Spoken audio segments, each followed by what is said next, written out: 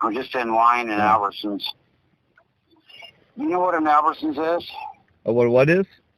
You know what an Albertsons store is? Yeah, in Colorado. Yeah. They called Vaughn's here or something. Did you hear me? What's that? I knew the owner personally. You did? Okay. His name is Joe Albertson.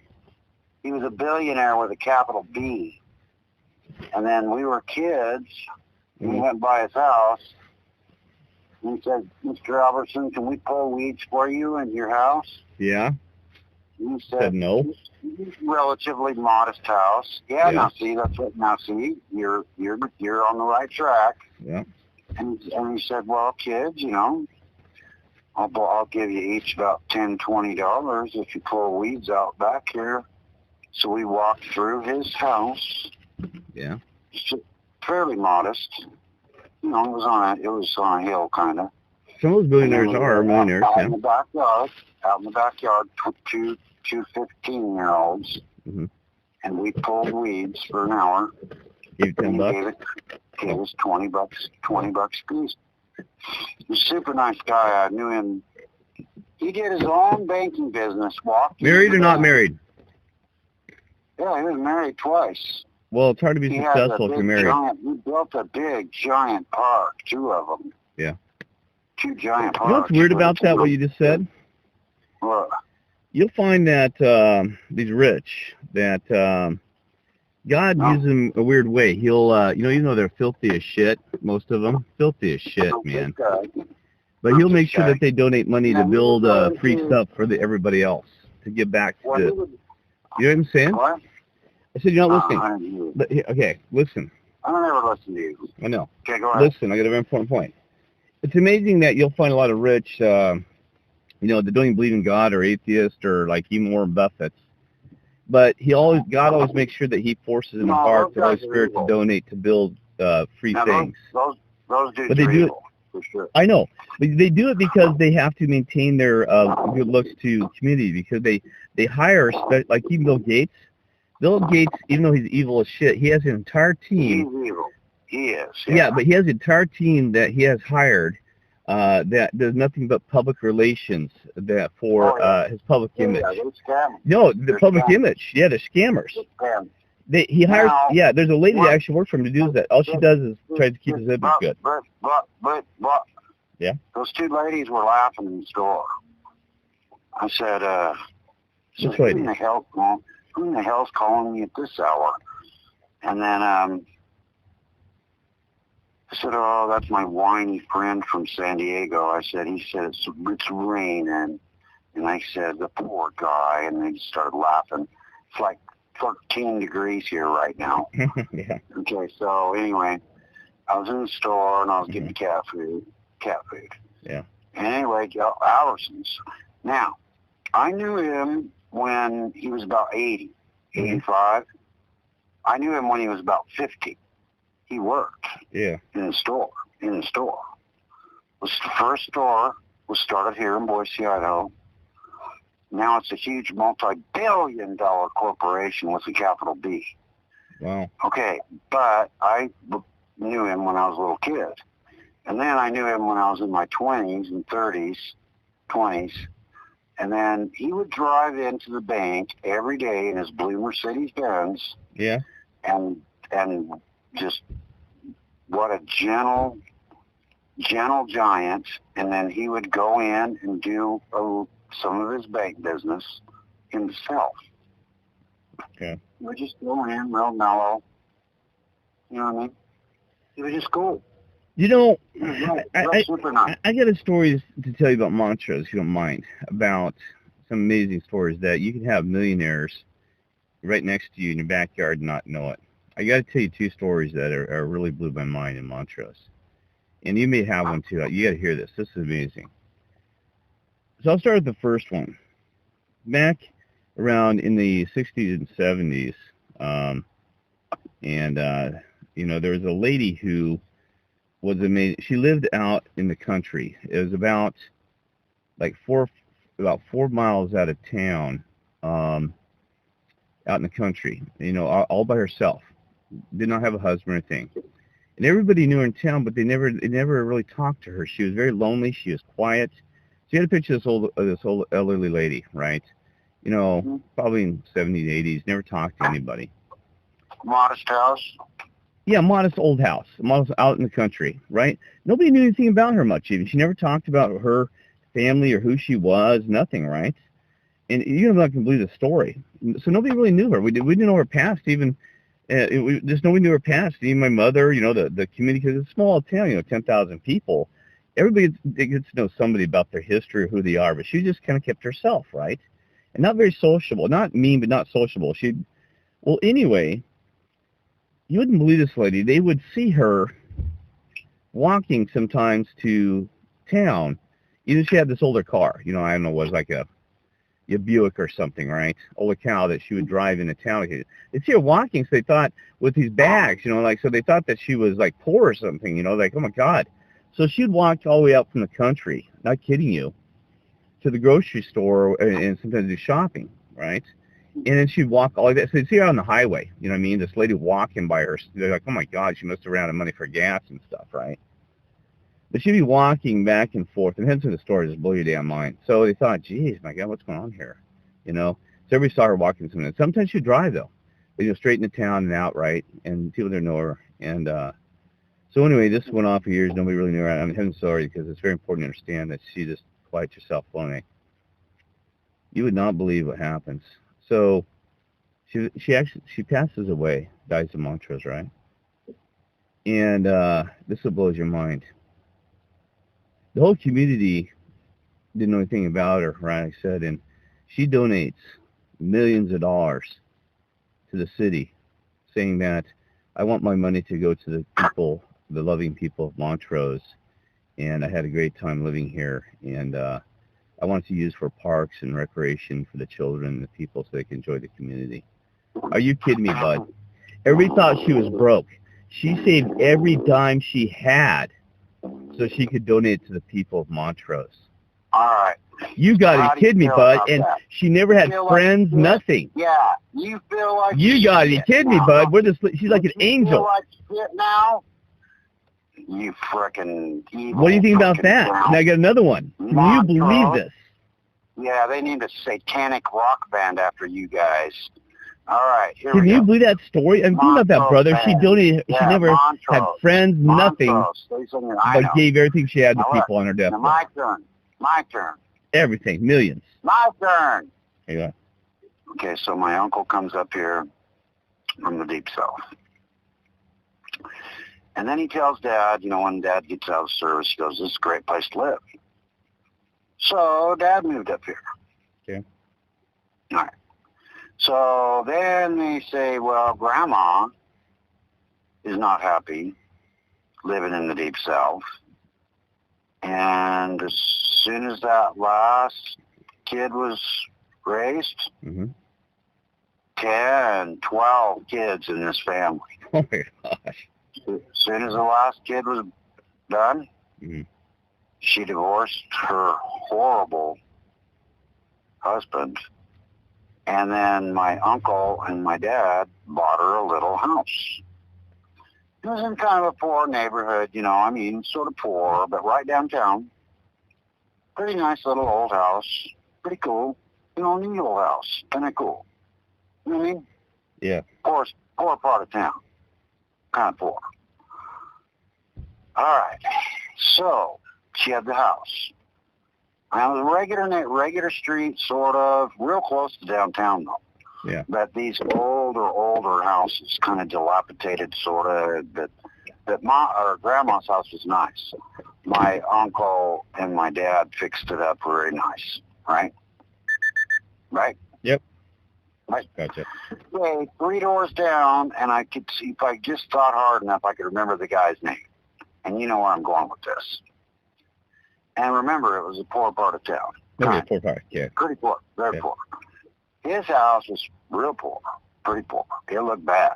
Okay. It was like a barnwood, 2-story, sort of barnwood-looking, gray, no backyard, old guy, 80 years, 80, 90 years old, And I'm spacing his name out right now. I can't think of his name. So we were helping Grandma's backyard, and we were moving the concrete steps. You know, they're like forearms, you know, like two steps, and real heavy. So Mr. it started with an H, and he asked if it would be okay if he had those concrete steps, because his back steps were made of wood, and it's they were blowing apart. You know? Yeah, I got you. His back steps were wood, and they were kind of getting rotten. I see. And so we all went over there and tore out the wood steps, just tore them out. Didn't take nothing, just rip them off the back of the house, right? Yeah, sir. And then put Grandma's formed concrete steps right at his back door. So those things last forever, you know. Yeah. I mean, concrete steps. Oh, yeah. Okay, so... Well, if it's poured right, concrete. Yeah. So then, you know, then Grandma's older, you know, she's about 65. Okay, then anyway, so he was about, and I can remember his name still. So he dies. Right? Now don't get out of me. Don't get out of me. Remember, he was begging us for those steps. Yeah, I gotcha. He said, please, can I have those steps? You know, those would be handy for my house. Yeah. Well, sure, Mr. Davis. We can do that for you. Yeah, we'll do it for you. We'll just rip him out. No problem. He dies. Right? Yep. Don't get ahead of me. Not. This is better. Gets better. Ready? Yep. In his house. Yeah. They found $750,000. Oh, yeah. $750,000 in cash. Oh, my God. In his house. Yeah, oh, my goodness, yeah. Plus, yeah, he donated some kind of ungodly amount to some church. Oh, you're kidding here me. in town, on top of the $750,000. Yeah. And we didn't even know. You got to be kidding me. I got that as an awesome story. It's kind of like this guy looked like a... You would know, right? You would know, right? This guy looked like a street urchin. Yeah. I got one, Bud. That's an awesome story. That is amazing. Kind of like her, but she was just a loner, you know. She goes, how did this lady love everybody? Never even, you know, she'd say hi to, but they never talked to her. It broke my heart, because think about how many years she went, like 20, 25 years, nobody knowing her and said hi and be nice to her. But you didn't deserve it. The city didn't deserve it. The people did not deserve it. You didn't deserve it. What? Right. Yeah, you didn't deserve it. No, the people did not deserve it. Anyway, no. But she gave out of her heart. Conscience. Yeah. Okay. I got another story. Nice to you, even though you were mean. Yeah. I got another story for you. Ready? This will blow your mind. Kind of curious. Not as good as yours. So this guy that drove this old beat-up vehicle, the large one again, I can't remember, you know, it may have been whatever it was, you know, a two-seater, those big, like, you know, 60, 70 large vehicle. I mean, I can't remember what it was. I remember seeing it in town. It was like a light brownish large vehicle. It may have been I don't know what it was, right? Some kind of Buick or something, I don't know, right? And you'd see him driving all over town in Montrose, and there again, nobody really talked to him. He was medium heavy set guy. He was probably in his I don't know, he's probably like, you know, early 70s, right? And you know, but see, so he'd always go in the convenience stores, and I'm having a story. He'd go in the convenience stores that my brother even worked at. It was called QT there in Montrose. It was near a truck stop, and he'd go in and buy like something like gas, or he'd go buy something to eat, right? And it always is weird. He'd take newspaper and the change, and he'd put it in the newspaper and roll it up real quick, and fold it up in like a ball. And so let me answer this. So here's what's weird about it. His vehicle was so damn full of newspapers and paper that he could hardly drive. I mean, the crap was up to his you know, the dash in the passenger seat, all the way full clear the back car. Could see out the damn window with paper, newspapers, and paper everywhere. It was weird, right? But there's coins in the paper. That's what we found out later, because nobody knew that he was throwing them in his vehicle. So anyway, you'd see him driving down the things like, you know, it's like sunken even, because it's got so much weird weight and crap, right? I mean, seriously, you know how, those big vehicles with a lot of weight, they're like, driving around, he's real slow, and and the thing that you could tell it had a lot of weight on it. Why? So he passes away, right? Oh my goodness. The police go in his vehicle, and he said they found $1 million in his damn vehicle, driving off $1 million. No, wait. $100 bills, 20s, no, change. Oh, you're being really, in really his vehicle, $1 million. Actually, a real million. $1 million in his vehicle. They went through the paper, but here's the thing: he had no relatives, but here's the thing is there was no will, so they had to. There was no damn will. He just had $1 million driving around this whole damn vehicle with change. I mean, they said there was gold coins, there was silver coins, there was even modern coins. They found $20 bills, $100 bills. I mean, all over the damn place. They said they had to count it. My mother worked for the city. They counted, and they found $1 million. They counted. Did you know how much $1 million is in cash? You gotta be kidding me, bud. You know what $1 million is? They had to estimate it. But silver, gold coins, what's that? Good, and you know how you his say thing you was put your laid money down. under your mattress? Yeah. Wait. You put your money in your mattress or under your mattress? Yeah. Right? Yeah. Right? You put your money in your mattress. That's like, like the wives' tale, or you put your money in your mattress, right? Yeah, he put his car. Well, guess what? Guess where this old guy's money, $750,000 Where was it? was? His mattress? It was in his mattress. Oh, you're kidding me. He actually literally put it in his mattress.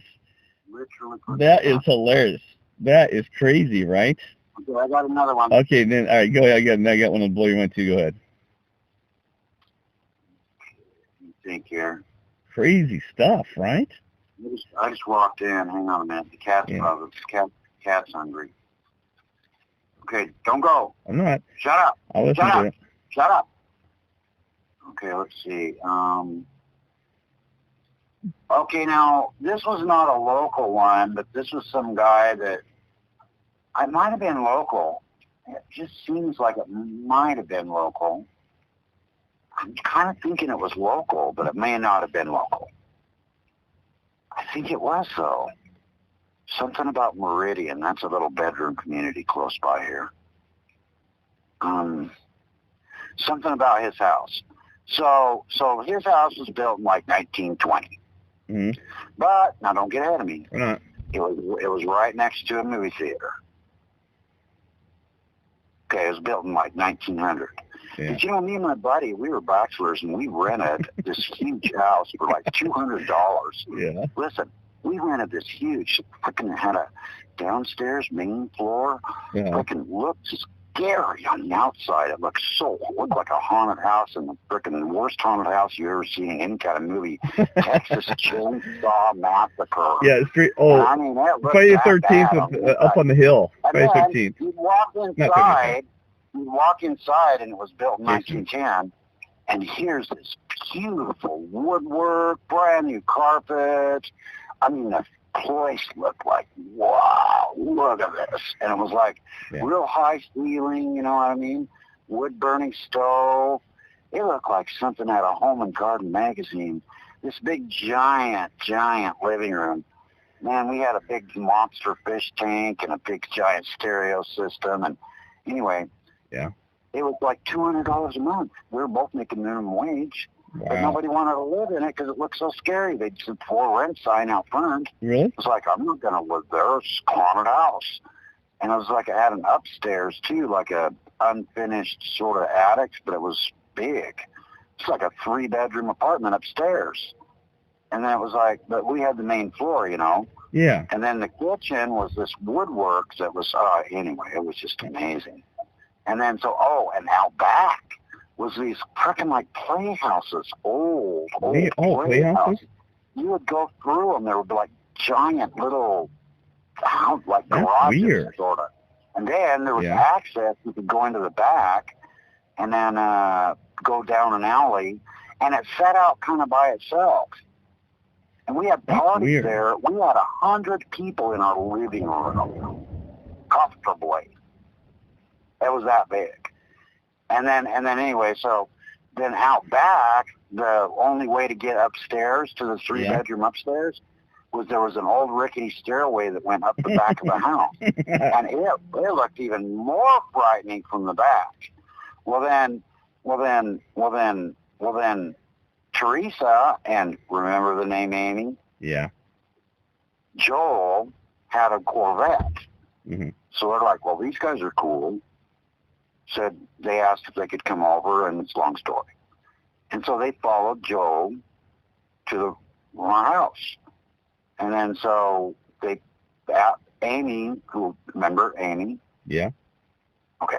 So Amy said to Teresa, they were following him, Yeah. And now he took the alley because that's where we parked out back. And so he turns the corner and all the headlights hit the back of this house. Yeah. And then Amy said that she whispered over to Teresa and said, are these guys going to kill us? Oh, my God. And then she came in. Yeah. And then Amy came in, and then she goes, who's in this bedroom? Yeah. I said, well, that's Raleigh. He's out of town. Wow. Well, who's Raleigh? And then don't go in there. And then Amy, you got to know Amy. Yeah. And she opened my bedroom door and took a peek in my bedroom door. Yeah. And then here are these beautiful paintings on the wall. Oh, that amazing. That's cool, old style. Giant waterbed and frickin' nice, And she goes, who is this guy? Oh, my God. I got to tell you two Well, stories in a minute. he'll be back next week. Hold on. So this guy lived next to the theater. There's no insulation in these old houses. This is kind of a rundown neighborhood thing, and it was built, who knows, 1900 sometime or something, little house. Right? Yeah. Right? No insulation in the walls.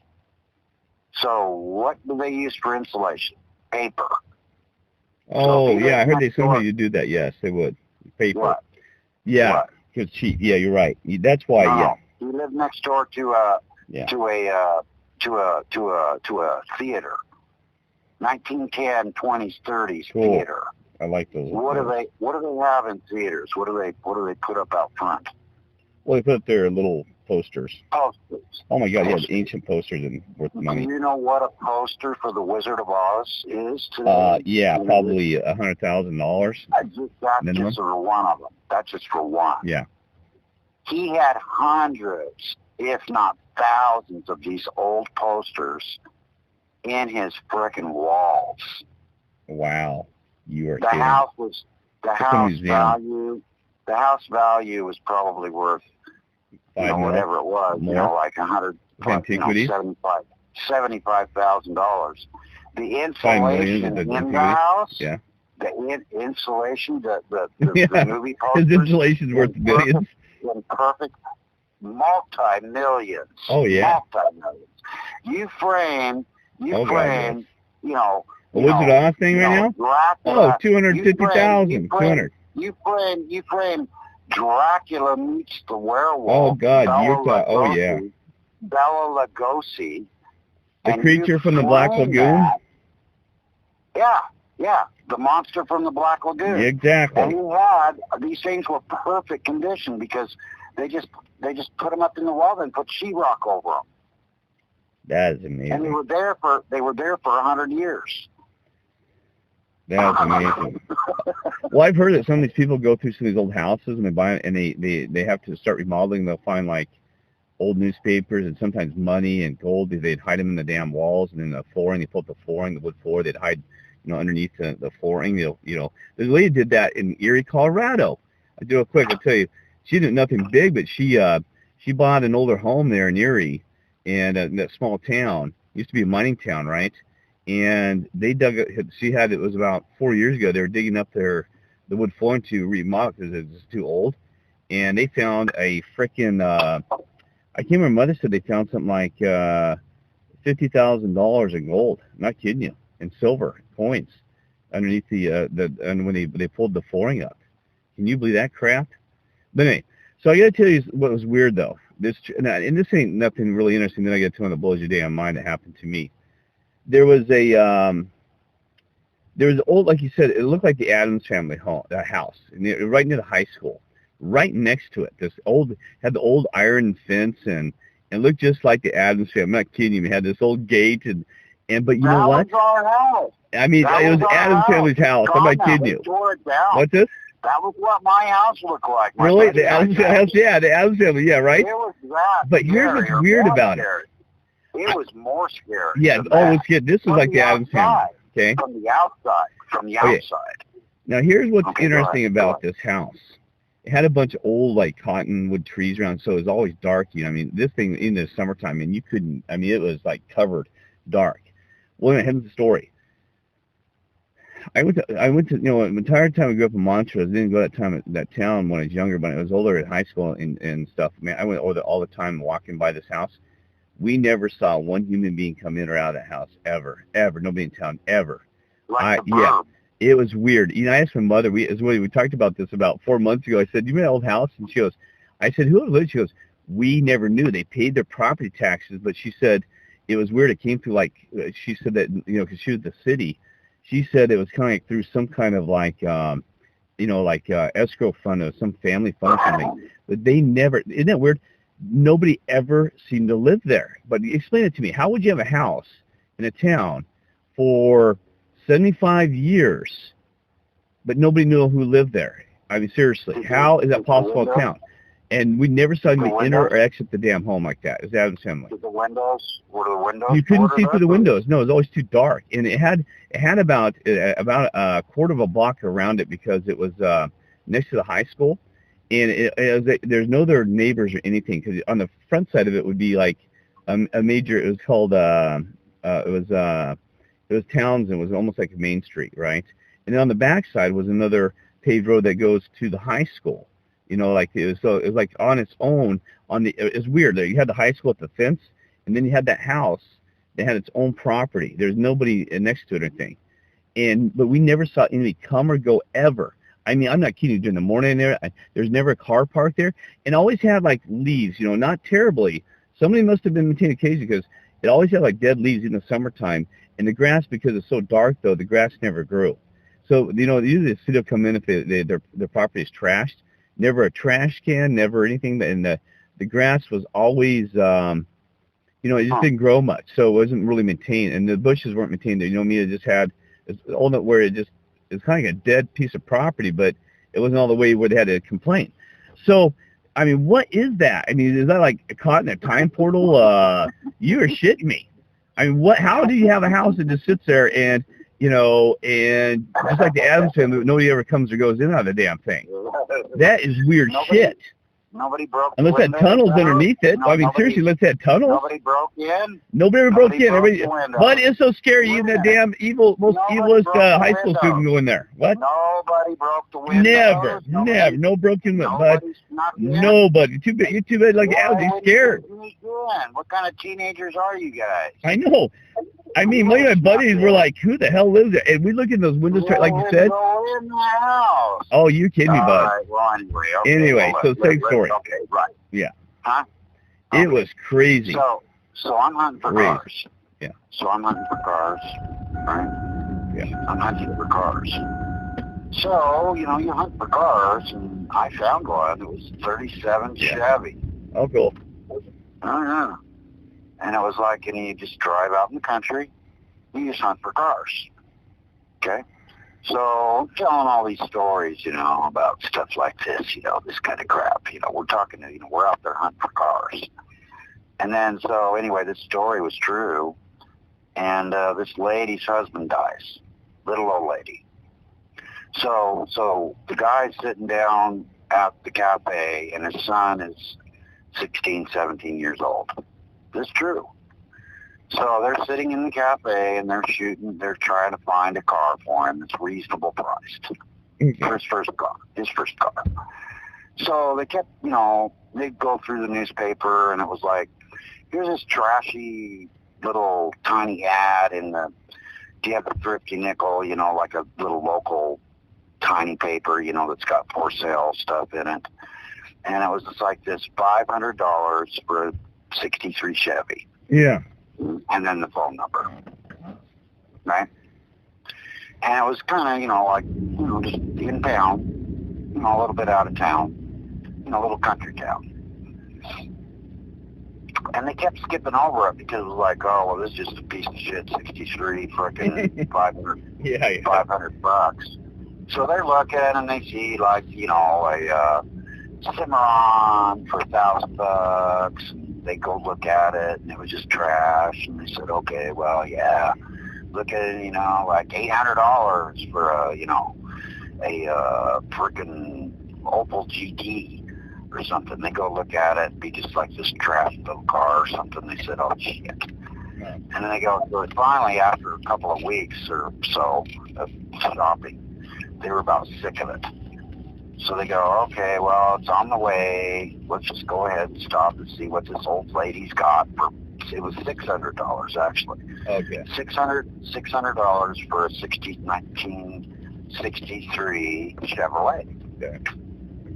So, you know, so they go up to the house, little old lady, 75, 80 years old. Yeah. Ask her about the car. She goes, well, it's out in the barn.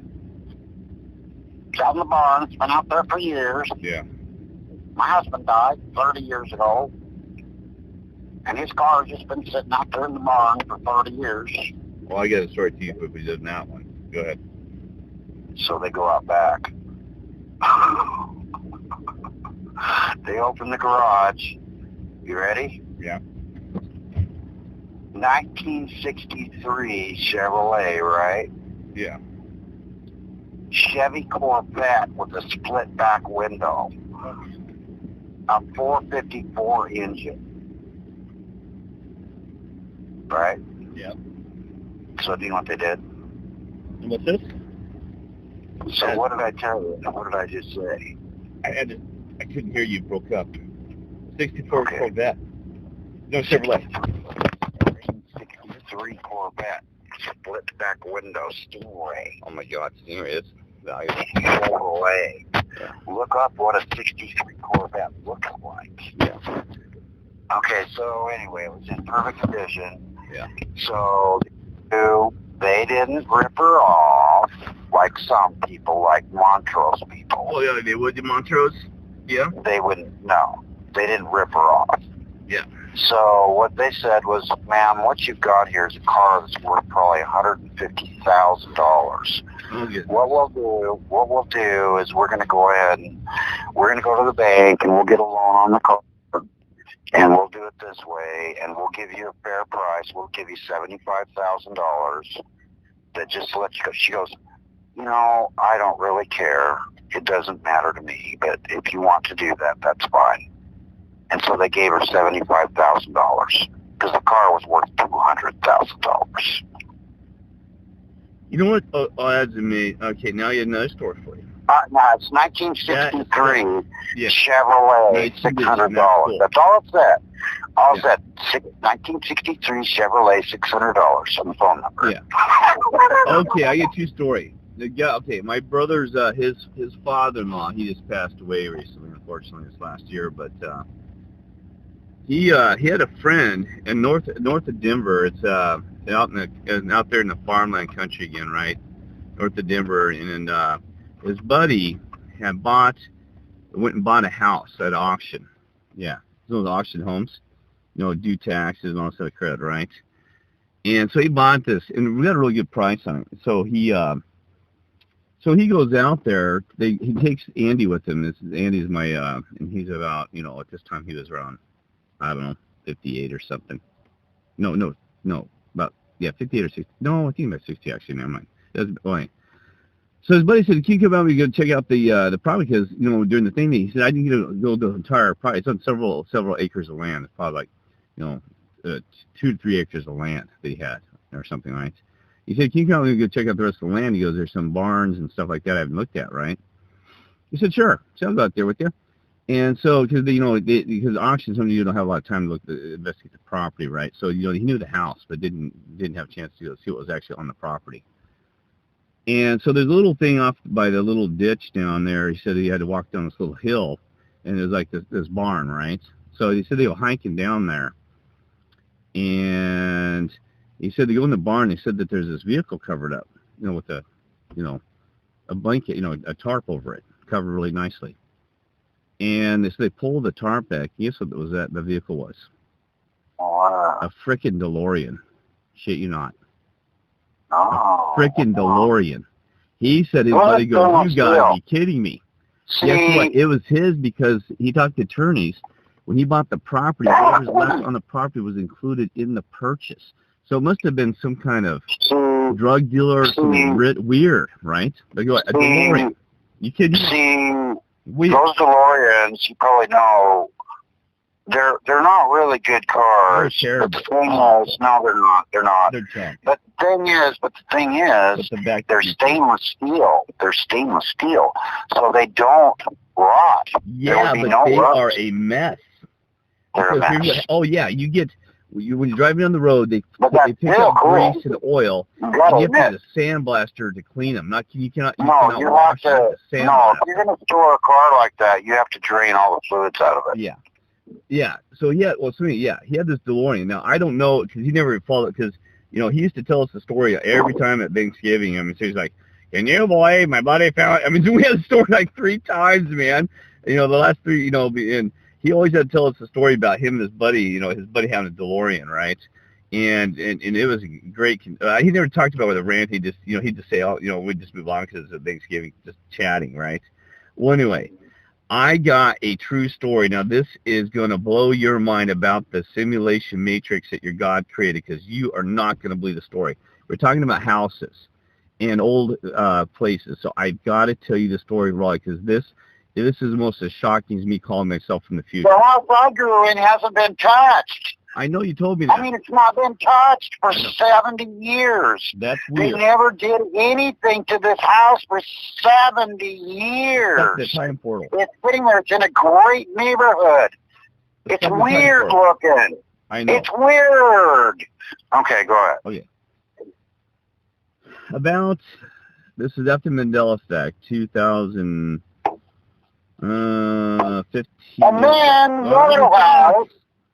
And then the other house, that's also the same age, 75 years, looks like it's out of the future. It's in Mandela Effect. Oh, okay. All right. I don't know anymore. So around, I'm telling you this, 2002, 2020, well, it's around 2018, I guess, right? Well, I decided I was going to go to Western Soap because I was kind of, I was trying to rebuild myself. Lost my mind, lost my houses and stuff. And I still had a house at the time before the courts took the other one from me. So I had one house I was living in, right, still living. So I decided to go to Western Club to try to get back to my roots, Montrose, Mandela Effect. I was like, man, I got to feel what's going on here. This whole spiritual, this change, shift, right? So there's a small town called it's like Redwood or Red Lion. It's called it's like Redwood, Colorado. It's out in the middle of nowhere. Nobody stops there. All it has is an old large hotel, kind of like they have the Coronado here on Coronado Island, the old Coronado Hotel. Very large like that. So let's say the Stanley Hotel too, and Estes, very large, right? It's called the Red Lion Inn, I believe. Yeah, Red Lion Inn, right? Been there for 100 years, like 115 years or 12 years, right? And this is the story. And there is more to the story that I got to tell you because it'll blow your damn mind. But I don't want to do it this time. It'll blow your mind what happens to me if I stay the night there. Oh my God, it is horrifying what happens. Let's say I almost get killed by the locals there. Like I'd gone to, it's a true story, but I don't have time for it. We'll do it another time, okay? Because I want to stay focused on this one. But there's a whole story behind this damn thing. It scares me. Okay, so I go to this Red Lion Hotel, right? Well, very old. I mean, yeah, it's got like 4 stories. It wraps around like an L shape. Red Lion here, right? Our Red Lion was nice. Oh, this Red Lion, yeah, this thing was, yeah, it's in good condition, just older, right? And kind of, so I don't tell the rest of the story because I just want to get through. So I check in there, so the first night I check into the hotel, right? Hardly anybody there. It was a nice fall, beginning day. Hardly anybody there, right? And this lady comes up, and I didn't even book it. I said, hey, can I get a room night? She said, yeah. She said, how about something like $98 or something? I said, okay, here's $90, right? So I'm bored because it's not, the sunset had just gone down, so it was evening, right, starting. So I said, well, you got anything to do here at the Red Lion Hotel? She goes, well, she said there's a little library upstairs, and she said a little library, and there's like, some things up there, like little board games and stuff. And she said, we don't have a lot here. She said that, she said, it's, she says, you can go up there and check. I said, oh, that sounds kind of cool. She said, yeah, there's some paintings too that this is a very important point, what I just said. She said there's a painting that this lady that used to, that her and her husband that built the Red Lion Inn 100 years ago, she said that she'd done a lot of painting. She was in oil paintings here. She said you might check them out. She said somewhere in the back wall of the hallway when you go up there, because you had to go up those stairs that went off to the right, these little stairs, real tight stairs go up into the second floor. And I said, cool, I'll check out those paintings, right? Oh, but I'm heading to a story. So I said, go check out those oil paintings. She said, okay. She said, go up there. And I said, thank you. And I said, she goes, well, it's going to take us some time to get your bag. We're going to put the bags in the room for you. So she can just leave. I just only had like one bag, right, because it's traveling light. And so I left there in my backpack in the bag. So I said, I'll leave them here. She said. I go walking up the stairs, how they have in the hanging sometimes oil paintings on the way up a thing like that. You got a fair old building, dark wood, and they got these oil paintings. I said, oh, she had ones like deer and stuff. I said, oh, that's really well done. This lady's good, right? Yeah. I'm like, she got really nice paintings, right? So I keep walking up there, and then I walk in. It's a really small, it was like a really small library, very tiny. You got to realize probably about 4 feet by 5, real old wood, and had railing on the back side, and that kind of overlooked the hotel. And I turned my head, and there was an oil painting that she had painted. You are not going to believe this. Guess who the oil painting was of? Uh-oh. I lost my mind. I mean, I'm sitting with my jaw drops. I said, oh, my God, you have got to be kidding. What is happening? I said, this cannot be real. I'm in a dream. What is happening? I freak out. Who is the painting? The old painting? No, of a young gentleman. I'll give you hints. It was a painting of a young gentleman, and with really back, old oil painting of over 100 years ago. And he had short hair, and I literally lost my mind. It was not of me, though. I could not believe who this was. You're right. It was one of my family members, but it was not me. And I said, it was a spitting image of one of my family members at a very young age, the exact same age he was at the time. About, he was about 10 years of age. I said, what in the hell is happening? Yes, it was. Wow. It was my oldest son, Kyler. Shit, you're not. Kyler, my son, Kyler James. Perfect image of him. It scared me, bud. What's the odds? So I grabbed my phone and I said, what is Kyler doing in a painting of 100 years old? I said, what is happening here? It gets so freaky. I'm like, but his eyes, the whole thing. I take photographs. I'm click, click, click, click.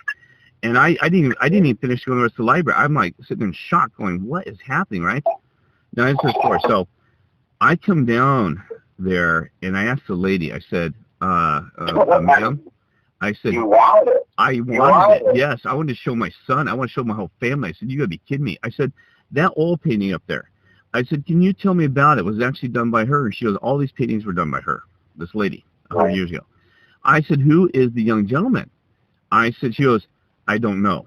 I said, you don't know history? She goes, no. She said, I said, was it a son? She goes, well, she goes, I think he may. She goes, I don't know. I don't think they had any kids, but I'm not sure. She said, I think they had a daughter, but she goes, I don't know. I said, where's your info on this? She goes, well, she goes, I don't know. I said, you know anything about that? I said, you know, I'm heading somewhere with this. I said, lady, I said, you know, I said, I got to know details of that thing because I said, there's a story behind it. What is that for? I was second I bought it from you. What's this? I know I should have, but I don't know what. Okay, because it was there, right? So the next morning, because I was going to be there a couple of days, right? I got run out, by the way. They kicked me out for it's a long story as usual. Evil kicked me out. Man, they got run over by Evil, but it's a long story. I'll have to tell you some of the time. I'm not kidding you. My life was threatened. Evil came after me and wanted to kill me. So I send the photograph to my mother. Don't even tell her. I mean, because I don't want to I send the painting. I said, Mom, what do you think this is? I said, this oil painting. And guess what she says immediately? So that's your son, Right. Tyler. Right. I would have bought it. I know, right? Yeah. You're And it was painted by some lady 100 years ago. the Owner of maybe the owner of the Red Lion. Yes. What? Yes. Red Lion, that's The a lady. huge hotel The chain. wife. Oh God, this thing was huge, but those old Red Lion. It was the old like 1892 hotel, right? Well, I think Now, it's the same it's Red probably Lion. still there though, brother. I could probably go buy it. I But should go Red back and Lion- buy the damn thing. Now, it's okay. I got another one. Okay, so my mother said My she was spitting image. Now, it's still there. Hopefully they move it. I can go My buy the damn turn. thing. Go ahead. My What do you turn. think though? What do you think, Mandela? That's What's wild. happened? Why is my That's wild. son in a That's painting? wild. That's wild. The Matrix. Now, go ahead. By the Go way, ahead, that another one. car that I found. Yeah. I went in, he goes, I built this for my wife. And she died. So I'll just give it to you for a couple $1,000. Oh, you're kidding me. It's all done. It's all finished. 383 engine, automatic. Wow. It's pretty nice. 1937 Chevy. Wow, you're kidding me, bud. Now, I was working on it, but it needed work. It needed windows. Who cares? It needed work. It needed work. So I went from here to San Francisco on a weekend. Oh, terrible. You had to go. Drove. I'm sorry. Drove in January. It was good until you had to go to It was San Francisco. It was in January. In January. In January, too? So I went to a You know flea how cold market San called Francisco is in January? Do you know how San damn cold that is? There you go. San Francisco, and I drove them. So in my Camaro, the snow was high as 2 stories on both sides of the highway. Okay, so anyway, so I go over to San Francisco, just south of San Francisco, giant flea market. I mean, like as big as any big fairgrounds you've ever seen in your life. So I park and I go in there and I'm looking for windows. That's all I want. Yeah. Just windows for my 37. Well, so then there's auctions probably or something, but I'm walking through and then there's my car. You know, it's like all finished though, blue. Okay. Blue. Now remember, I paid $2,000, right? $2,500. Yeah. This car was up for sale, and it was all done. The engine just looked like show car. Yeah. Guess how much you wanted for it? It's called turnkey. How much? Guess how much? $2,500. You're I was so pissed You're kidding me. that I have a car that needs $1,000 of work and hours. Here was this car ready to go. So I was pretty pissed. And so some guy was interested here in town, said, I'd like a project for my kids. And I said, I'll give it to you for a couple $1,000. I was just sick. Yeah. I didn't want to frickin' work on it if I could, Okay, but anyway, so now, Red Lion Riverside. Okay, I worked downtown. And once again, long story short, you know how you are. I know. Okay, so You are. here we go. No, You're worse than me. not me. Not You're worse me. than me, man. Not me. No. Yeah. Okay, so Amy is the baby daughter of a multi-billionaire. Got it? Yeah, I know. You told me yes. Okay. Yeah, I know. And then so Amy and I are getting married. Mm-hmm. So we're not going to we're going to work, we're not going to take a vacation. We're going to be working, but we would like a room, a honeymoon suite. Yeah. So the father-in-law for our wedding gift was going to give us any room we wanted in town. Oh, cool. Honeymoon suite. That's sweet. So now wait, I work downtown. Oh. So now I know everybody. I know everybody downtown. Yeah. I know everybody in downtown. Okay. This is the capital city. I mean, we got hotels, 5-star hotels. Yeah, I know. Yeah. So I check out, the Jungle Suite. The Jungle Suite. The Jungle Suite. I check out the Hawaii Plaza. I mean, good God. I mean, 5-star hotel. I check out their, I go to the historic Mud Flood, the Mud Flood Hotel. You know, the one that's ancient. Yeah. And I see the their best room. Their best room. Yeah. What? I said the mud flood before the reset. Yeah, the mud flood hotel. It's ancient. This thing was built in 18 It used to be a state asylum, the old time on history. But no, it's nice. 5-star restaurant downtown. I mean, this place is nice. Yeah, okay. Okay, now, I am shopping around, and I just can't find a room. They're all just a bunch of crap. You know, I don't like hotel rooms anyway. So I'm just looking, okay, honeymoon suite, let me see the best. You walk in, there's some cheesy-looking, heart-shaped frickin' bathtub. The Love Shack. That's not, you don't want the Love Shack in a hotel. That's the Love Shack. You almost didn't want to touch anything. The Love Shack. Yeah, you don't want that for honeymoon. You don't want a Love Shack in it. You didn't want to touch nothing. You don't want a Love Shack or a sex shack for your honeymoon. That's wrong. So I walk into the big Red Lion Riverside downtown. Yeah. Now I went to the Riverside. I went to the other one. Yeah. And I said, let me see the best room you got. And they go, well, what do you got to spend? And I'm, well, it doesn't matter. I just want to see your best room. Yeah. And then so they show me. And it's like, well, yeah, you know, it's just, you know, yeah, you got a view of the river. That's cool. And this is like, so I go downtown. Now I go into one of my last places I looked. I walk in. Hey, I'm getting married. I would like to see your honeymoon suite. Sir, we don't have a honeymoon suite. Oh, you kidding me? And I said, oh, okay, that's okay. No, that's fine. I said, what is one of your better rooms? He goes, well, we got the penthouse.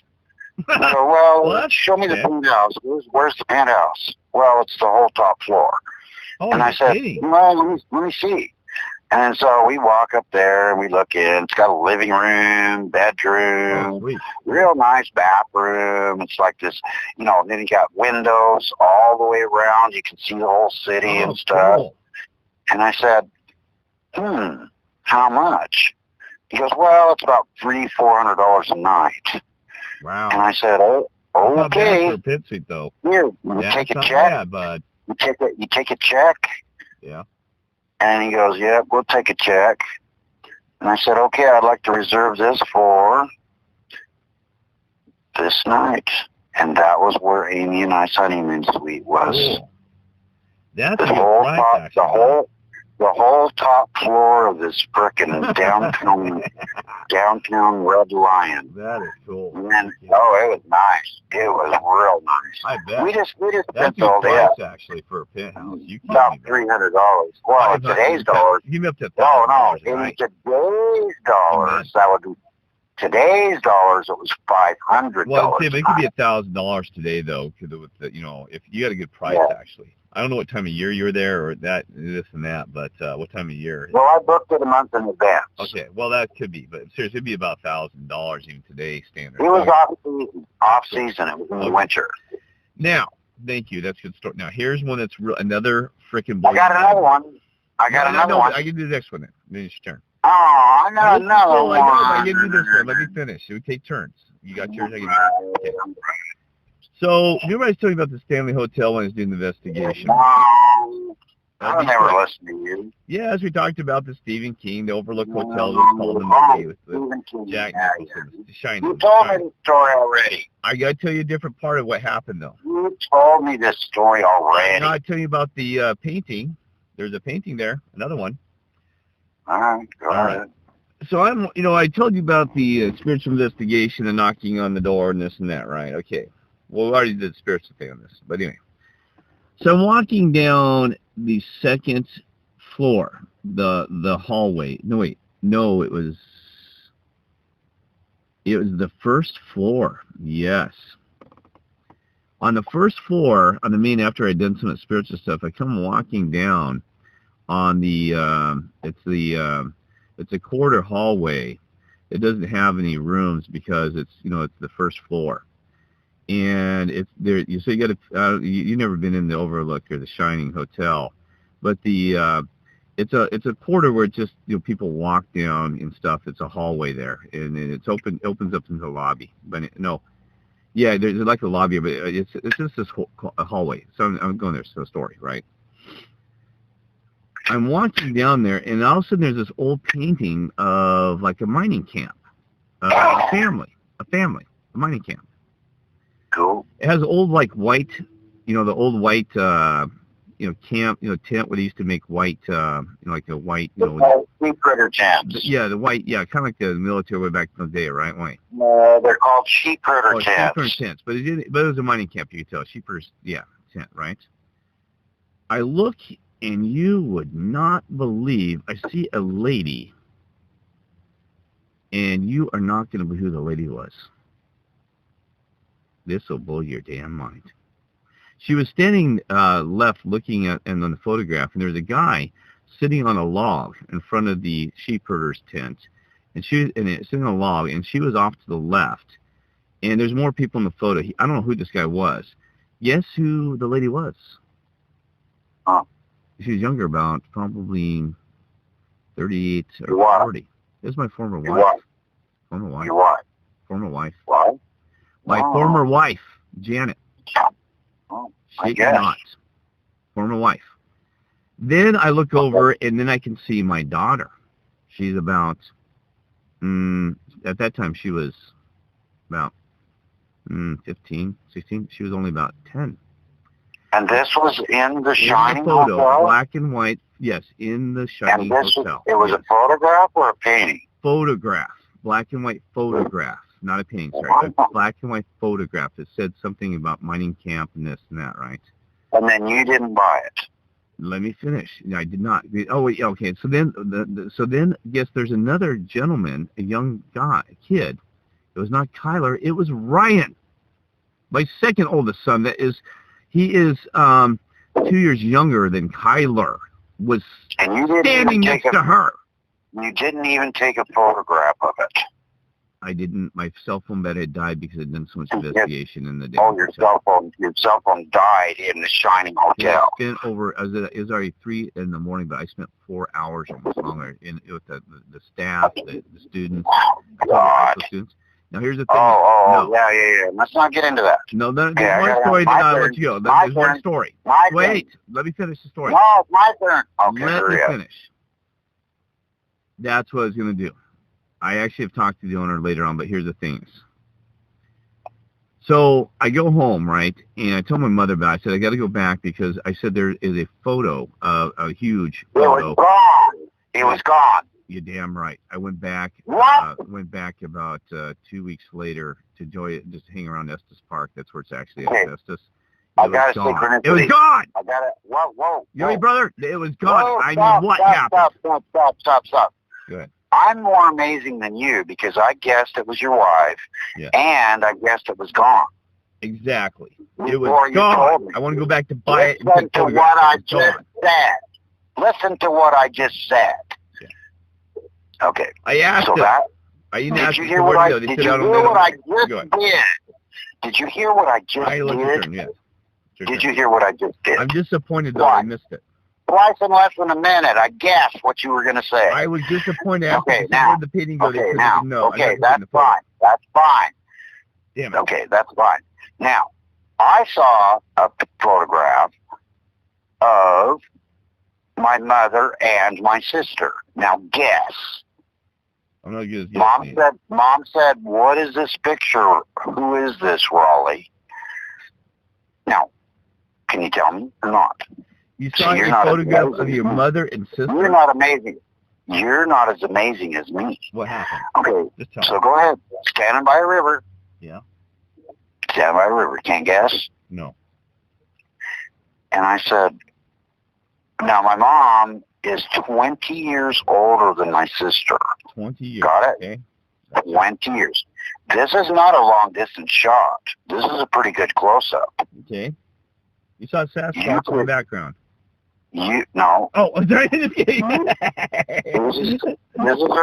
is her standing by a river. I'm already giving you hints. I'm already giving you hints. She goes, who is this, Raleigh? Well, it's probably you. No. What? Just never mind. No, just tell me. Shut up. Okay, so Stand by right, your mother. She And goes, your sister.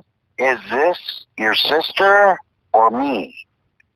Oh, And I just- look, okay. and you can see the face clearly. Yeah. Now, Mom and Lisa do not look alike.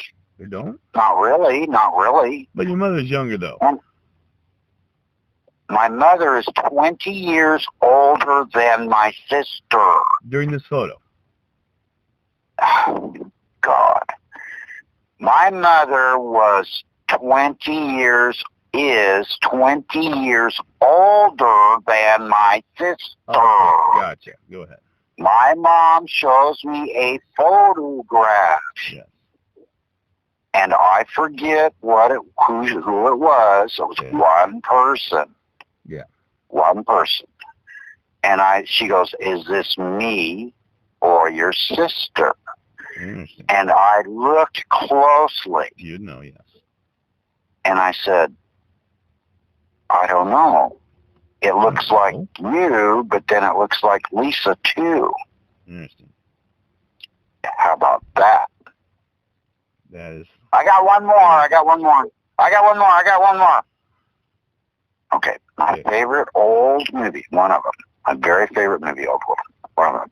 Oh, Rob. We're down in southern Arizona. We're talking to her grandmother. Say, we're going to go back through Ely, Nevada, and I'm going to marry Cheryl. I'm going to marry Cheryl in Ely, Nevada. It's a little tiny town out in the middle of nowhere.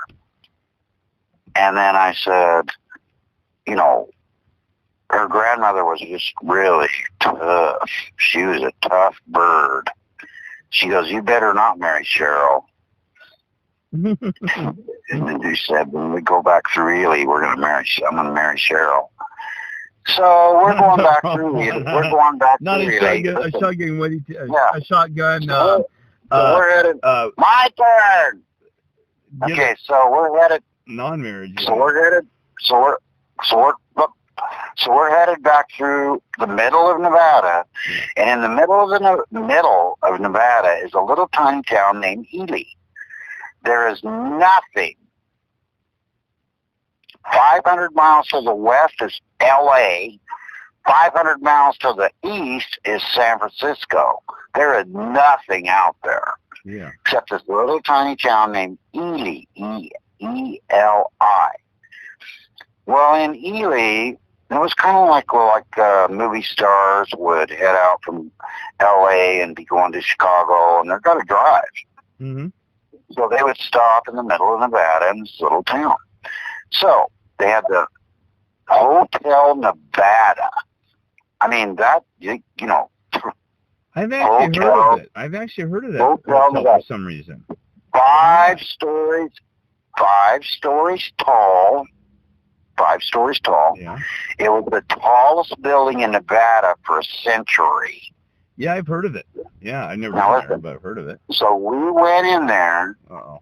and downstairs was the most amazing, like a museum. It was so cool.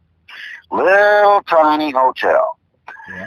So the rooms are $20 a night. Oh, that's brutal.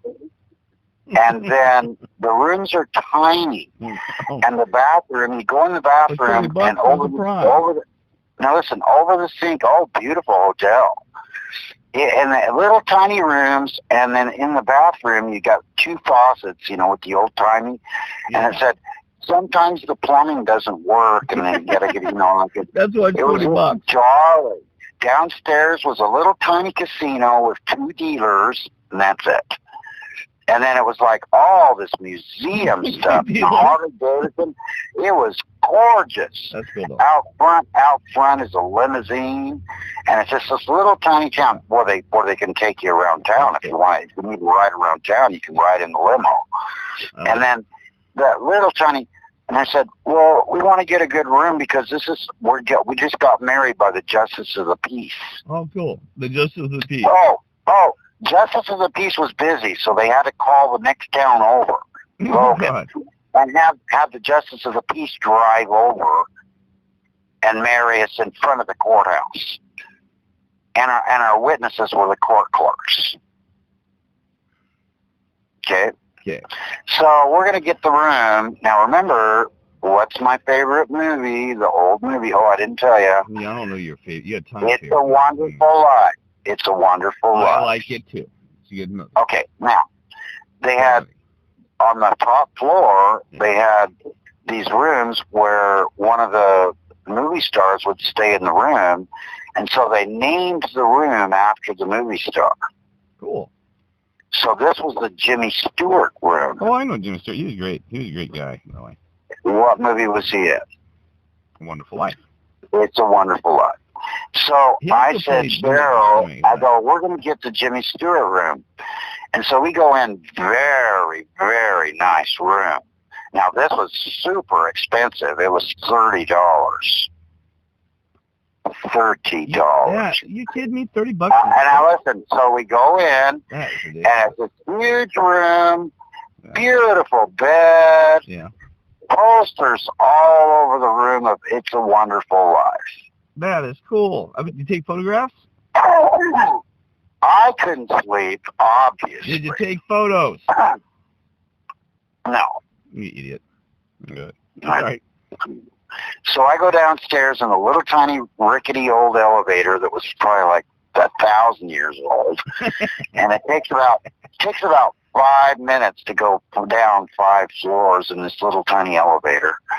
And you get in the elevator, it opens up, and it's like this museum. It's like they had all this neat stuff, and it's just like, and then at night. Oh, it was just the cutest hotel. He's one of my favorite old-time actors. Hotel Nevada, baby. He's one of my favorites. And it's Hotel Nevada. Cool. I've actually heard hotels. Okay. One more photograph story. It's not involving hotels. This one's a true story. Okay. Do I get another turn? You do. Okay. 2 years ago, I should know, Becky. Okay. So, it's basically like a dad to me, Bob, right in Colorado. I talk to him all the time. Remember my mother? It's kind of like your husband after my dad passed away. He's basically they just never got married because it was, just they're older and they said, they're married anyway. They tell everybody they're married, so they've been married. Right? So anyway, I'm gonna start. So his sister, I get to know her really well because I had to stay with my mother when the courts took my houses and kicked me out. Right? So Becky would come over every day. She was actually a nice lady. She was a Christian lady, and she was about, she was 70, she was 79 at the time or something, or 78, and really nice lady. She lost her husband, unfortunately, a few years earlier, so she was kind of lonely. So she'd come over to my mother's house. My mother's really nice. She'd invite her in, and and it's his sister. They were twin sisters, by the way. Twin. Whoa. Yeah. So, identical twin? Wait, identical twin? Not identical, just the way we call it, maternal, not fraternal, maternal. But so they were twins, right? And yeah, just maternal, right? Well, anyway, she so she was a nice lady because she'd come over every day. I'd go there I'd go to work at Walmart and I'd have to play volleyball or something, and she'd always be over there, and she'd only hang out a very short period of time. She never overstayed her welcome. What do I mean by that? She kind of just wanted to stay, and she was lonely. She'd drive all the way from Boulder, so you got to realize it was bad. It's like 30-minute to sometimes 45-minute drive by traffic. She always timed it where she'd have to deal with the traffic, but she'd always drive all the way from Boulder every day, not every, but almost every day, and come say hi to Mom and Bob, and then if they were there, then she'd go back home. She's lonely. That's a good story. So I got to know her because sometimes I go there. She'd sit around waiting for him. She'd be sitting there watching TV. I said, "What are you doing?" She'd be watching news, and she goes, "Well, I'm waiting for Mom and Bob, your mother and Bob to come home." So, and then, sometimes she'd wait for him for dinner or just to say hi and stuff, and then she would leave afterwards, right? So my mother always was nice inviting from there, so it's cool. Anyway, so I got to know her, but anyway, so she was the only one that supported me really with my Christianity. My mother was always kind of like, I don't know, because I wear crosses and this and that, and Becky goes, "You look nice." My mother said, "Take the damn thing off you." Seriously, my mom cannot stand anybody wearing a cross. She cannot. She'd go, "Hey, you're going out tonight?" Because I have to go out. Yeah, I said, "Yeah, I'm going to a festival or this and that." And Becky always say, "You look nice, Kirk." And my mother go, "Take the damn cross off, Kirk." I'm seriously. And so Bob goes, "Yeah, you don't need that damn thing," right? They always insult me, right? And in a nice way. Okay. So she was really nice because she was more the Christian in the house, and she was always really nice to me, right? Well, anyway, so she passes away 2 years ago. I'm devastated, right? And I'm actually in near Arizona, right? I have a story. And I decided to go up and look at this. I just found out she had died, and that morning, and I was hurt because I really enjoyed Becky, and I hadn't seen, because I've been gone for 2 years, or in this adventure, right? The homelessness and stuff like that, right? So my mom, it devastated me. So I actually asked the other side. I asked God, the Lord, the angels, I said, "Can you show me a sign that Becky's okay, that she made it to the heavens?" I said, "Can you show me a sign sometime today, please?" I said, "I got to know she's okay, because I said, I really care about her, and I want to make sure she's okay." I'm sorry. So I did it that morning, right? I asked them. I said, "Please." I said, "I know you shouldn't ask for these kind of things because we're not supposed to know about the other side." And I said, "Can you show me just some sign that she's okay, and you guys got her, and she's all right, she made it fine, right?" So I go up to this Native American. They had all these old, the stone, stone dwellings and stuff up there north in in Arizona. It was actually between Flagstaff and Phoenix, I think. Anyway, it gets to be about 3 o'clock, and I about 3:30, about 4 o'clock. I turn around, I'm standing on the top of this cliff hill. It was up on a hill. They built these buildings. I look out there, and guess what I see in a cloud formation, a perfect image. Guess who it was? It was Becky. She was about 18 years of age. Complete huge, about, probably 3 football feels tall by 2 footballs wide. A complete portrait of her in the clouds. Kid you not. That was my sign that she's okay. I immediately grabbed my phone and started taking photographs. I said, "You got to be kidding me." I just stood there and looked at the clouds. I said, "This is unreal." So I text my mother. I text her. I said, Mom, I said, "Tell me who this is in the clouds." And she goes, "Oh my God, that's Becky, Kirk." And I said, "Yeah." I said, "How old do you think she is?" She goes, "Well, my God," she goes, "she looks like she was in high school, almost 18. I said, "You're kidding, right?" Now, again, sorry. So she goes, my mother goes, "I will," she goes, she left her old, no, Bob, because they're the twins. She goes, "Bob has his old high school book upstairs. I want to see if that," I said, "That looks like her."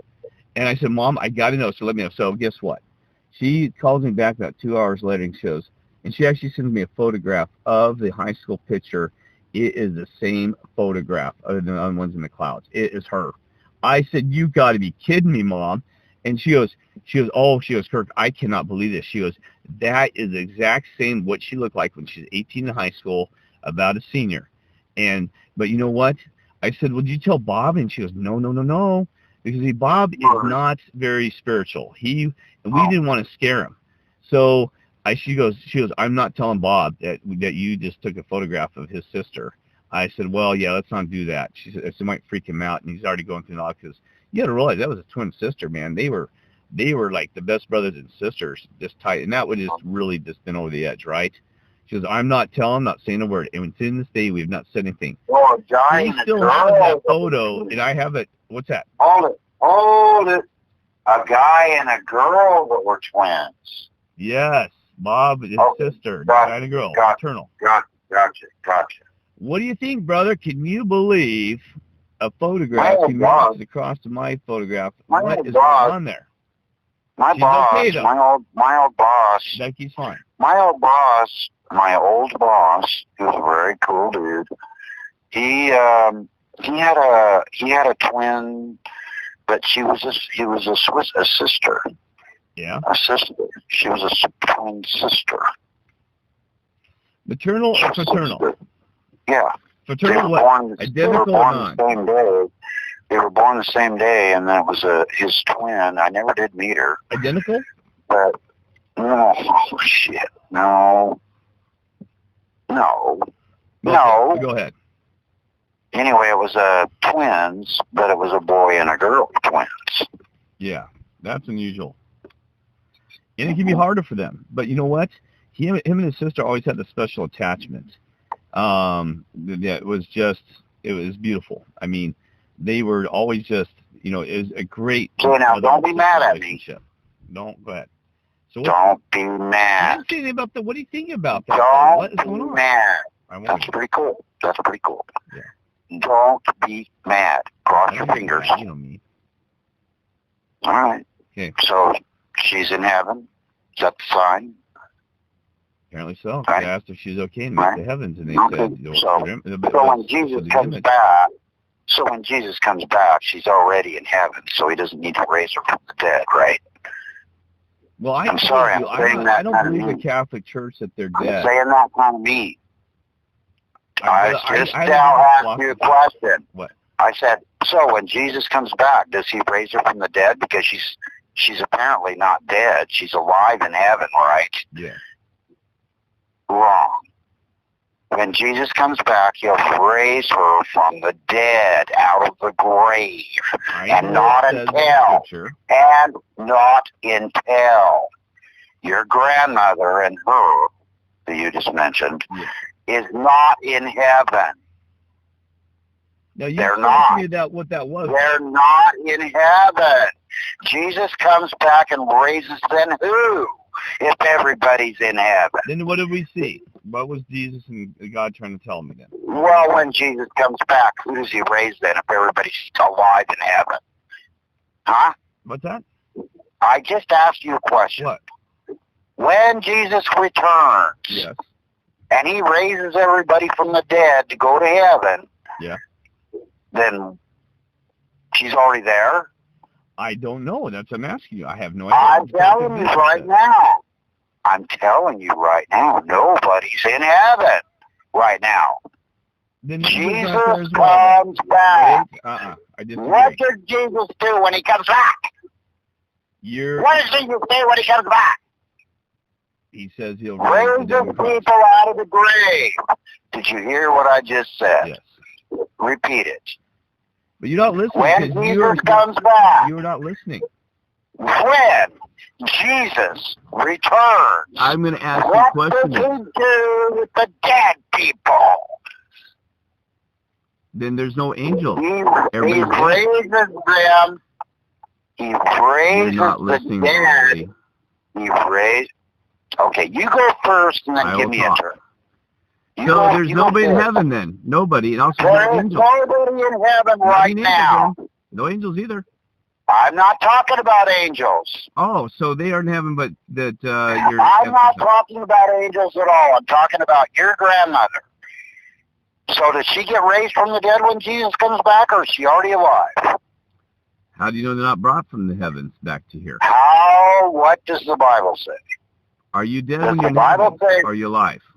Tell me if I'm lying or not. I'm asking you, are you dead or alive in heaven? When you're ready, I have a question for you. When Jesus returns, does he raise people from the dead or not? Yes or no? Some people he does, yes. Some. What do you mean some? Okay. Brother, you cannot follow Scripture to the T. It's a yes or no question. Can you answer me yes or no? I don't know, and neither do you. Will you please answer me yes or no? You do not know. You are trying to use Scripture to support your theology. Does the Bible say that when Jesus returns, he raises people from the grave? Yes or no? I think that you need to reevaluate you're not answering the question. Of the Do Bible. you realize? I will tell you then. I've read the Scripture. I've read it. In about 1,000 verses that when Jesus returns, when Jesus returns, when Jesus' second coming, yes, he raises souls from the dead. and then they're with Jesus. So, now listen. Yeah. Nobody's in heaven right now. Okay. Now you'll have to think about that. So I want to talk about it. Explain the vision. And there's 2 resurrections, by the way. I know Now that would really complicate things, but there's 2 resurrections, by the way, not just one. Not just one. And in 1,000 verses, it says the dead are dead, and they don't know nothing until Jesus comes back. And 1,000 verses, the dead know nothing. They're dead. They're sleeping. Boy, it says that in 1,000 verses. 1,000 verses. There's 3 verses. So no, 50. No, it's 3. You want me to send you all 50? No. I will. I'll send you all 50 verses. It doesn't matter. It doesn't matter. It does matter. Why? It does matter. Why? Because at funerals, the fucking, excuse my French. No, go ahead, yeah. What does it matter? Jimmy Swaggart tells you. Oh, Grandma's in heaven? Yes. And he says, you send us money and we'll save Grandma. She's in heaven. She's in hell now. Serious? He does that? Yeah, she's in hell. Oh. She's in hell now. Oh, well, guess what? She's not. She's not in heaven or hell. She's in the grave until Jesus returns. Okay, you told me. I get another story, though, about what you just said. All right. Now, you're not going to be able to repeat that back to me. I know. There's a lady, what you said. Don't tell me there's people in heaven. It supports your position. There's not. Enoch. Yes, Enoch's in heaven. Big deal. I'm not talking about Enoch. Okay, let me finish. I'm talking about your great-great-great-great-grandmother. Yeah, let me finish. She is not in heaven. I know. Okay, let me finish. There's one that does support your theory, but here's what happened. Okay, now, I'm sorry I had to raise my voice, but you weren't listening. Okay, let me finish. All right, is this phone call being recorded? Yes, you're fine. Don't worry about it. Good. You can share with the people around the world. Okay. No. Okay, let me finish here. Okay. So I knew this lady, but I did not know that, so I can't validate this as a true fact, but I'm assuming she would, because she's a nice Christian lady. She was telling me, it's fine. It supports your position. No, I'm apologizing to you. God, just I'm apologizing to you for calling you an idiot when it comes to the Bible. I didn't go either way. I said you don't know. I didn't matter. I do. You don't know, but I do. Okay. Because I read the Bible. I know you do. Okay, let me finish. Okay. All right. So I don't know this. I don't know this lady. I'm assuming she's telling the truth because there's a lot of liars, but, she can take that. And if I'm wrong, ever, then you correct me, please. Okay. I want to date a witch. That's not a good idea. No, it's terrible. But no, it's not. Too. All right. So here's the thing. So there's a lady I was talking to. Her grandmother passes away, right? So, and her grandmother walking around naked in the frickin' living room. Well, guess what? That's not her grandmother. That is a demon. I haven't told you this. To be your grandmother. I haven't told you the story. Go ahead. So her grandmother, this was about 2 years ago, I was talking to her, and so her grandmother passed away. So for a month, she said that her grandmother, looked just like her, would appear in her bedroom at night and talk to her. Right. That wasn't her grandmother. It was not. She said she made a mistake. She said the wrong thing. She said, "You're not my grandmother," after a month. Right. And guess what? She said this demon apparition all of a sudden formed and took off out of her bedroom, disappeared. Right. So you're right. There was a lady mimicking her grandmother coming here, or a demon mimicking her grandmother. It's true. They can do this. That's why I'm telling you, I do not believe in reincarnation. Wait. The same thing. There may be exceptions, possibly. But because anything's possible with God. Exactly.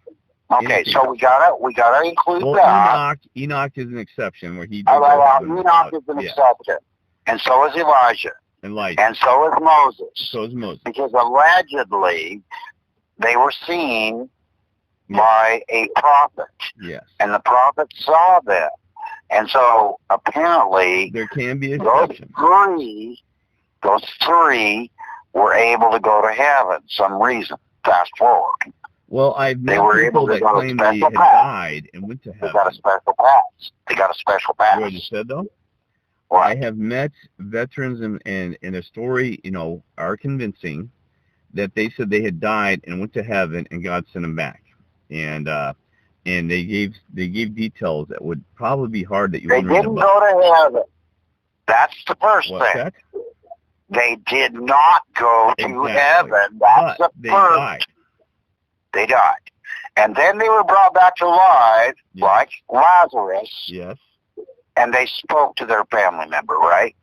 Well, they had details of the information they could only gotten if they'd gone to some And temporary what place. do the demons know about you? They do. What is your guardian demons? They know everything about you.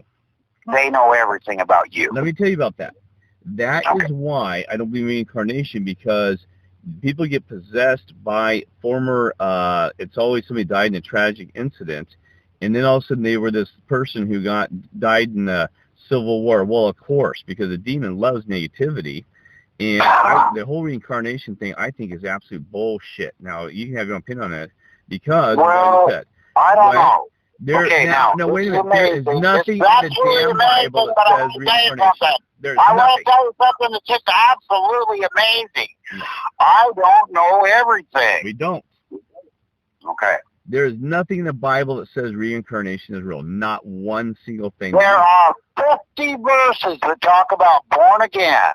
Yeah, 50. born again because you die of this world, Yeah, not because you're 50. fleshly reborn. Why would Nicodemus ask, are you the reincarnation of Elijah? Why would he even ask that to Jesus? Why would he even ask? I will explain it to If it you. wasn't possible. He was Why? asking by Why spirit the would- way you hey, behave. listen, why would he even ask? He was the head guy for the Christian church. Why did he even Well, ask if you stop Jesus? yelling, I can tell you. If Reincarnation? you stop yelling, I'll explain it to you. Because you're Will you fucking listen for fucking 1 minute? well, you're sensitive on this shit for some reason. God almighty, yes I am. Why? Yes I am. You want to hear what you want to Because hear. you're lying to me. I don't like it. I'm I not. don't like somebody trying to fucking change the Bible's words. I'm not. You are. Now stop it. Brother, I'm you're telling you what the acting like those Bible people says. about Mandela I'm not effect with telling the you Bible. my opinion. I'm not telling you my opinion. I'm telling you what the Bible says. I will explain it to you if you Now, stop would you yelling. listen to me for 30 fucking seconds without interrupting me? Go ahead. What do you mean, good? I said go ahead. I said go ahead. Okay. Well, then, please, be quiet. Don't say Okay, the word. please, be quiet. Okay. His name was Nicodemus, I'm pretty sure. And then he approached Jesus, and he said, "Dear Jesus," he's talking to him, Mm-hmm. and he says, "Are you the reincarnated? Are you reincarnated Elijah? Is that who you are?